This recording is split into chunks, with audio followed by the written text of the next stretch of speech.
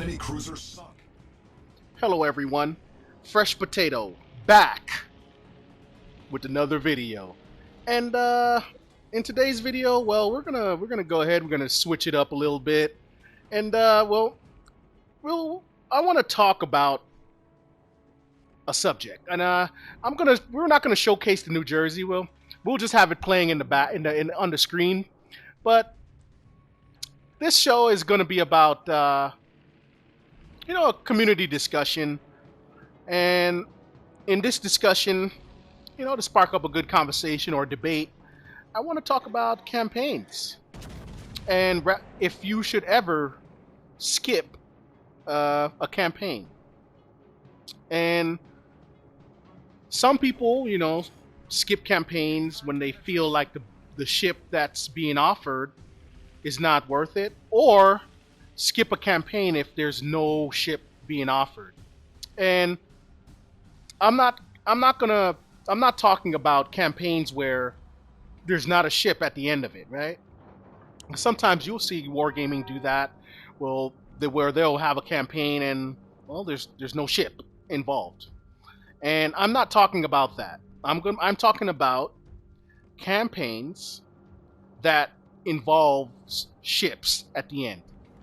It involves you unlocking a boat at the end.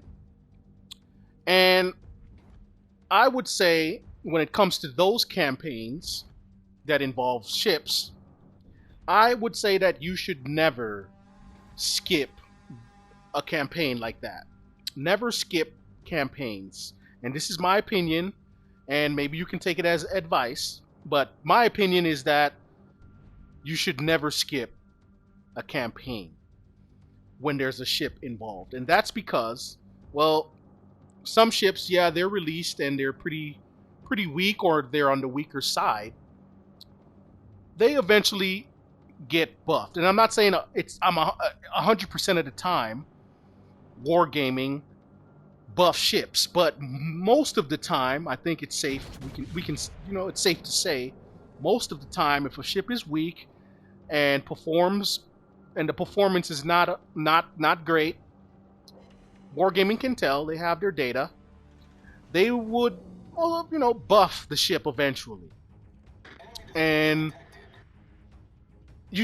I feel you should never skip campaigns, because another reason for that is because, you don't know if that ship will ever be re-released, right? You can miss out on a ship that, starts off bad, but then eventually gets buffed to the point where, it's more fun to play. And now you're sitting there without the boat, because wargaming, they might say, we're not going to never release this ship again. If you have it, you have it. If you don't, tough luck, right? Kind of like what we're going through with the Lenin. And unfortunately, I know the Lenin wasn't a campaign ship. At least I don't think it was. Was it? I think it was a Christmas gift, like a Christmas ship, like the Yoshino. But the Lenin, I would pay for. I would buy. I would spend money and buy the Lenin if they re-released it. And that's because, it's considered a really fun ship to use. It's a really high performing ship, and it's one of those ships everyone should have in their port. Ooh, that was a nice hit. But it's one of those ships everyone should have in their port. And I wish I would have, I was here long enough to have that ship, but I don't. And campaign ships, they can end up being like that, where they're like I said before, and I don't want to keep repeating myself, they can be released weak and then buffed later. And I believe that here's another thing that I think, and I'm saying I believe a lot because I don't want people to say, that's not what's happening. I'm just saying what I think, my opinion. I'm not saying it is, okay? This is what I think is going on with wargaming when it comes to how they release ships as far as premium ships. I think they're very careful with what they do. And I think the story was because of the Ark Royal. The Ark Royal being released overpowered. The Ark Royal being the most overpowered ship for its tier, at tier 5. and the legal obstacle wargaming has when it comes to nerfing the Arc Royal. I don't think they can just nerf something like that we all paid good money for. And I'm not saying everyone bought the Arc Royal. I'm one of the people that did, and I would hate for them to nerf it to where it's unplayable, right? That's not what I bought, and it makes sense if that's the issue now, because I don't agree with video games nerfing things too much.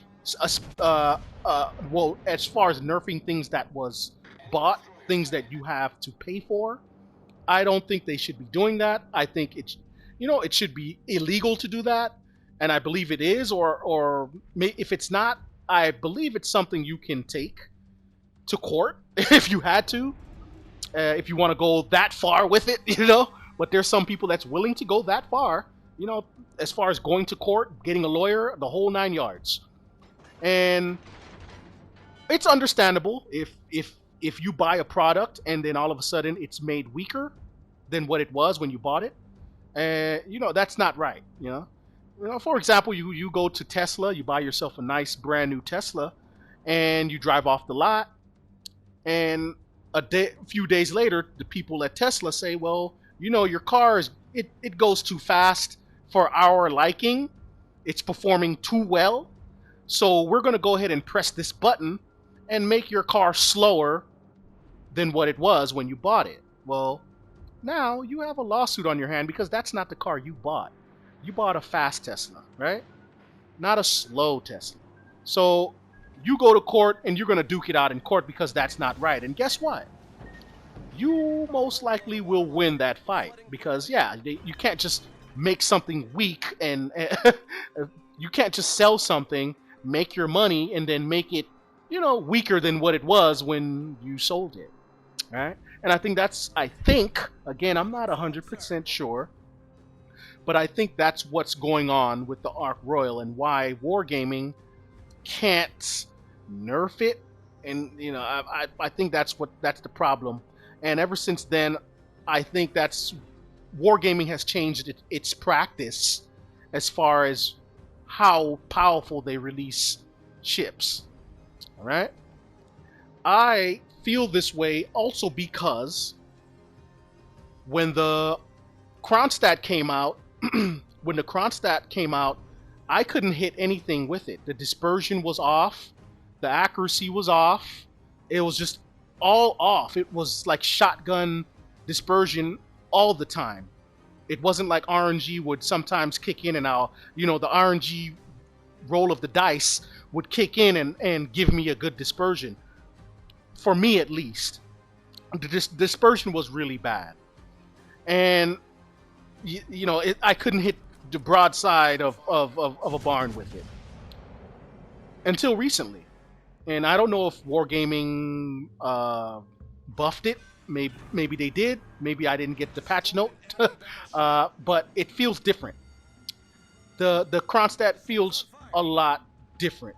And my shots are more consistent. I get more fires. I get more citadels. It's just a better ship to me.